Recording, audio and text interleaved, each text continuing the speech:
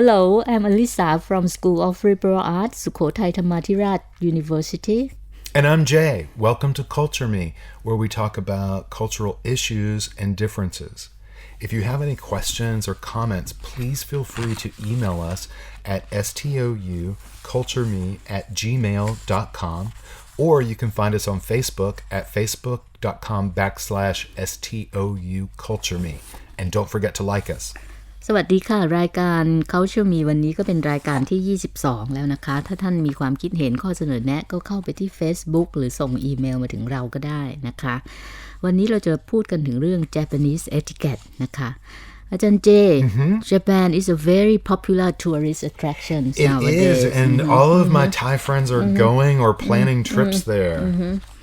You know, so we should know something about the Japanese etiquette or you know, when we go there, then we can, you know, behave properly. Yes, because and be a culture person. Exactly, because Japanese, you know, all cultures are different, but Japanese culture they have some different rules that are not in Thailand and are not part of Thai culture, but that we should all observe and practice when we go. Achan, can you tell us about what the Royal Thai Embassy in Tokyo has posted online about the guide to proper manner? Yeah, they've for Thai tourism. It's a good guide, and it's online, so you can find it. You can find it on their website, and. First, we'll talk about some 10 rules that they've posted, and just to make everyone's trip better and less confusing. But they said, when in doubt, the best rule is to follow to observe and mimic local customs. Exactly. I think that's a very important strategy. You just see what other people do, exactly, and then you just follow them. Exactly. But it's better to know in advance what should be done. It's always better to read and listen and learn as much as possible. But even if you feel like you've read a million things, you still should be very observant because there are situations that come up and they may not have been covered in the books that you've read. Okay, what are they, Jan? These 10 guidelines. Well, in general, when you're taking an escalator, or if you're walking down the sidewalk, you stand on the left if you are in most of Japan. But there are some regions that are the opposite. There are some regions that are the opposite. If you are in the region called Kansai, I think I'm pronouncing that correctly, then you stand to the right.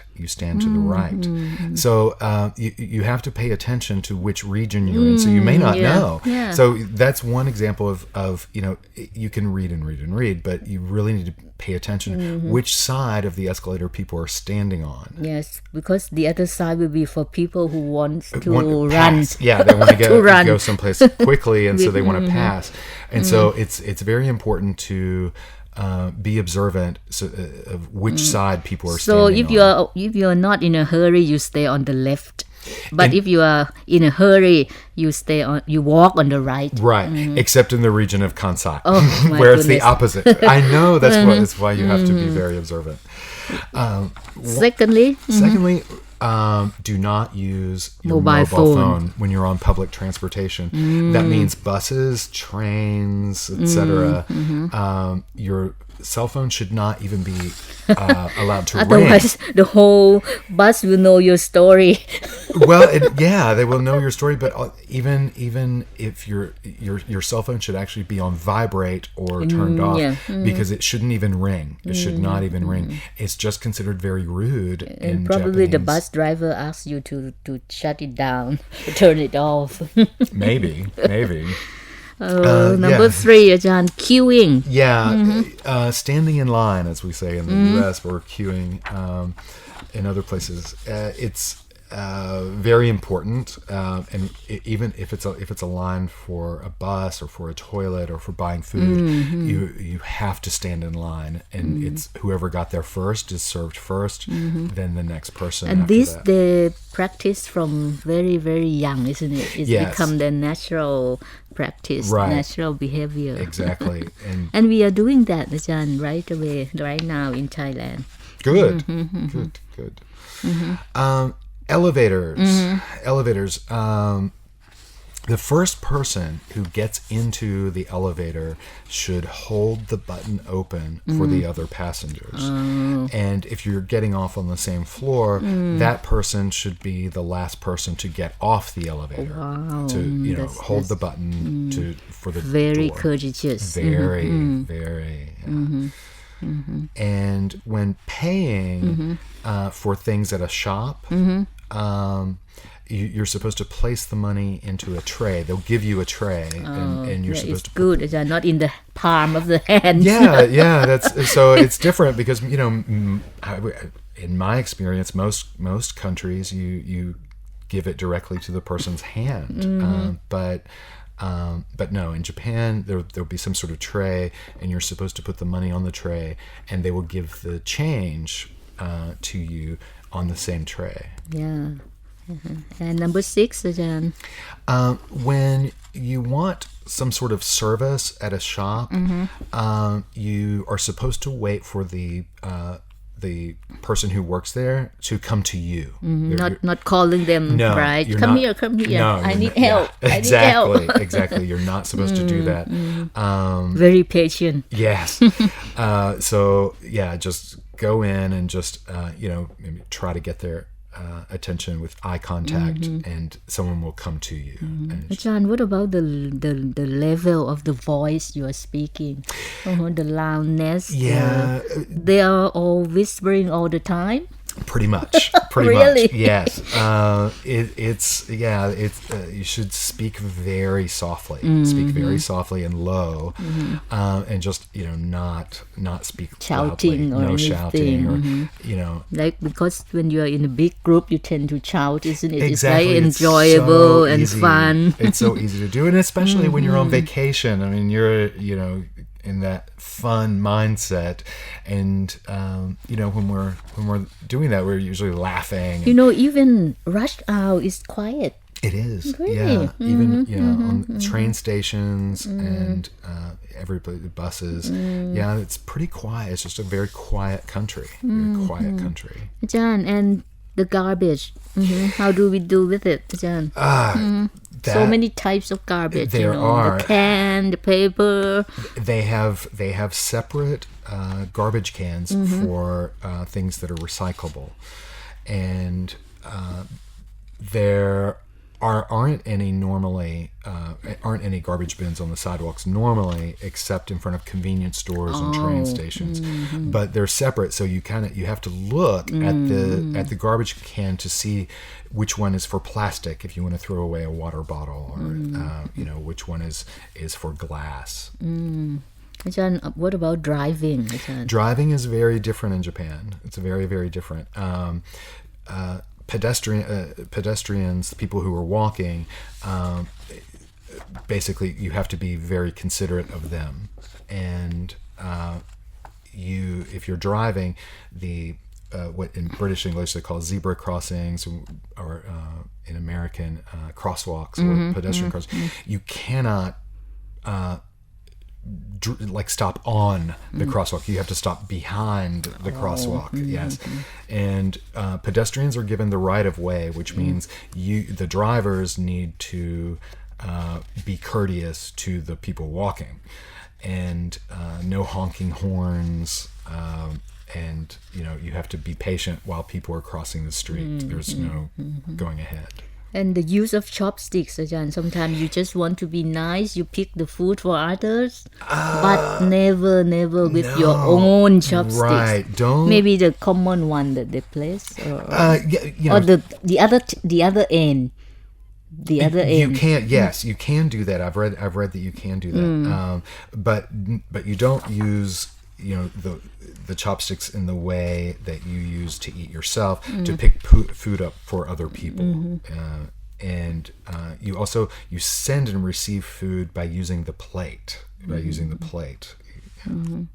Again, so that leads us to restaurant first. Restaurant, what should we know or behave in a restaurant? Well, and the paying and the chopsticks. It's different. Then we come back to slipper etiquette. Okay.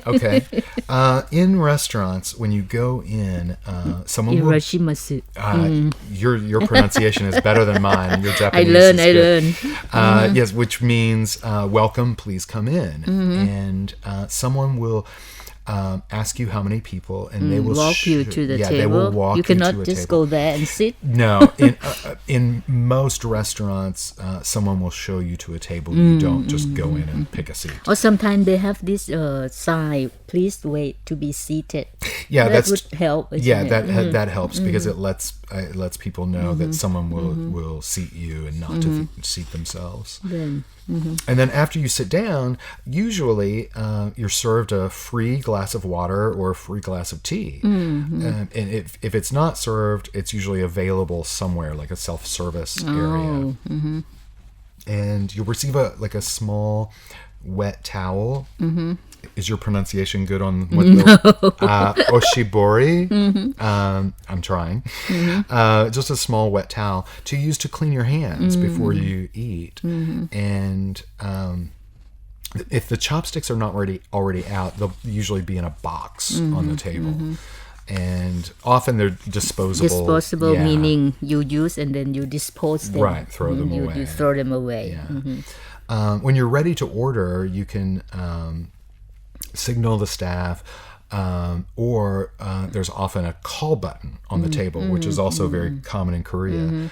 You just push a button. Some of them are like doorbells, and when you want service, and when you are finished ordering, the waiter or waitress will usually repeat the order back to you for your confirmation. Yeah, to make sure it's correct, which is a good thing.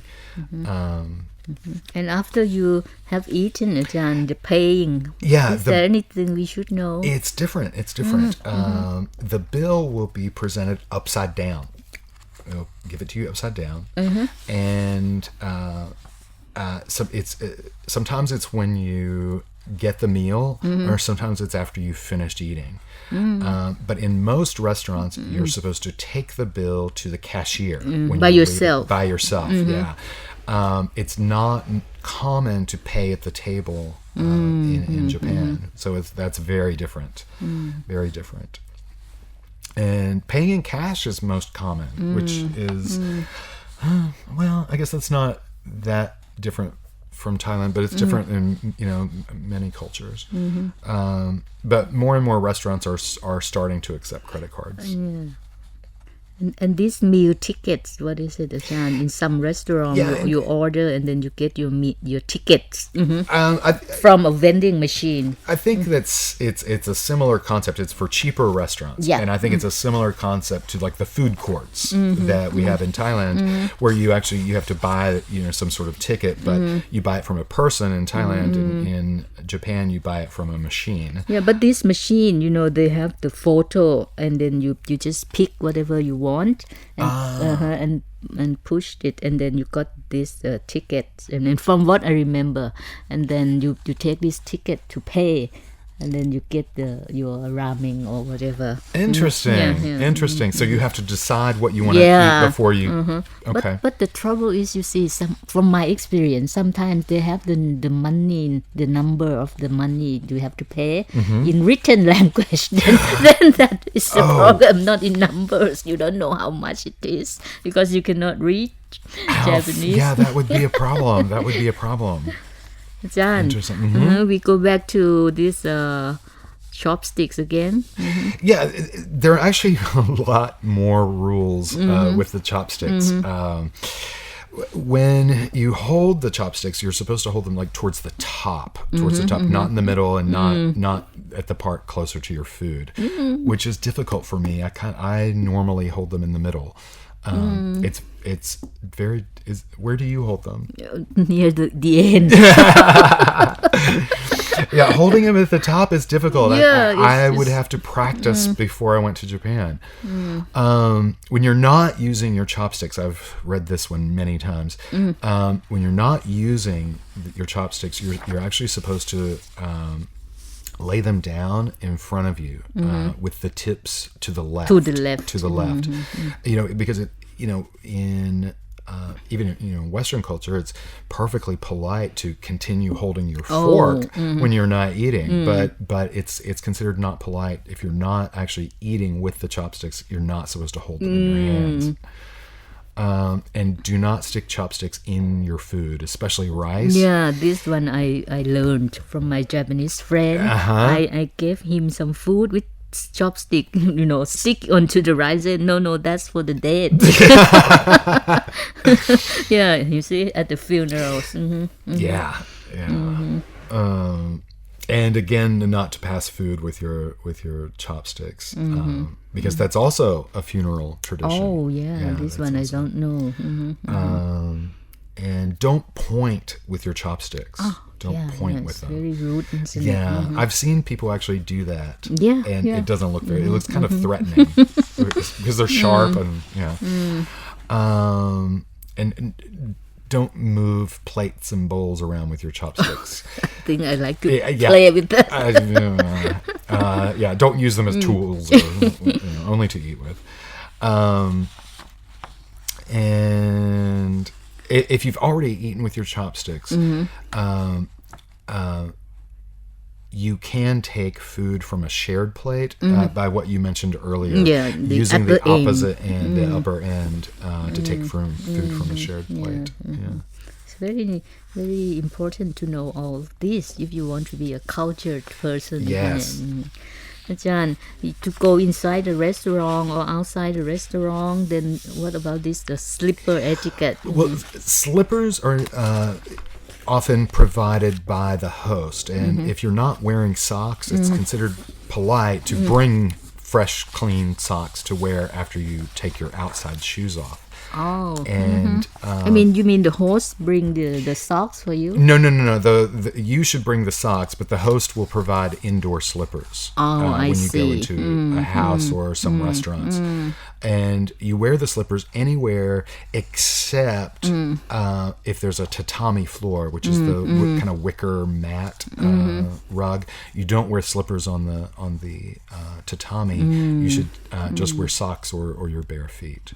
But the most important thing about slippers is they have toilet slippers. Yeah. And so if you go to anywhere and go into the restroom, they'll have these separate slippers that are only to be worn in the bathrooms. And so you take your other slippers off and step into the toilet slippers, but make sure that you don't wear the toilet slippers out. Leave them in the restroom, and put your other slippers back on. I think that's all we learn can make us a more, yeah, those are the important things. Those are the most important things. But again, you can go to the Royal Thai Embassy website and review what they've written. It's very informative. It's very informative. To be impressive tourist to any country, like we wish others to be to Thailand. Exactly. Thank you very much, Ajahn. Thanks for joining us, everyone.